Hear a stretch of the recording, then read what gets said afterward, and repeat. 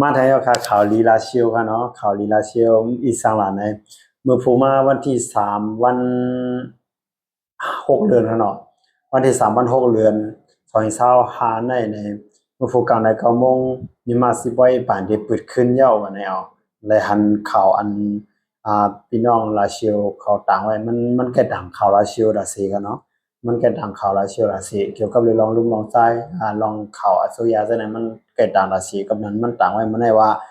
อ่า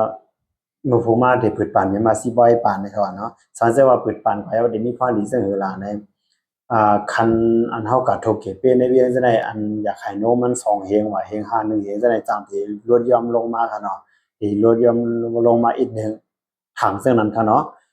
วนว่ามันได้มีความดีจังนั้นแหละแล้วก็เพราะว่าพืชปานอันเดียวก็แต่แล้วก็ที่ว่าง่ายใส่ที่ว่าแล้วก็เต็มแบบเป็นไรทั้งก่อนมันจะของคำภาษาเขา ALD เขามันจะในเพราะว่าไปเปิดเยอะมากเขาจะในเพราะไปเปิดกูปานให้ได้มาลองทุกเงินจะในก่อนตึกเดียาพี่เดี๋ยวนั้นขนาดนะเดี๋ยวผมมันสึกลาด้วยว่าจะคือทางลาในเพราะว่าปานปืนเย้าในทางอีกหนึ่งก็อำเภอสังทางอีกหนึ่งก็ลุมกันยันนาแล้วก็ลุมพาสปอร์ตก็จางได้ปืนก็จอมไรนี่ครับเนาะพอเป็นมาจากไหนแค่มีโจมเด็ดๆกันเนาะพอเป็นมาจากไหนก็แค่โจมมาเด็ดๆ แล้วก็เพราะว่าลุมว่าจ่ายว่าจะได้ขึ้นปืนอะไรหมดก็นั่นแหละเชื่อว่ามันได้ง่ายใจไปกว่ากุมเยียวนั่นขนาดนะทางจังหวัดผมมาถึงมาวันที่3แล้วปั่นปืนให้พี่น้องสกอลาเชียว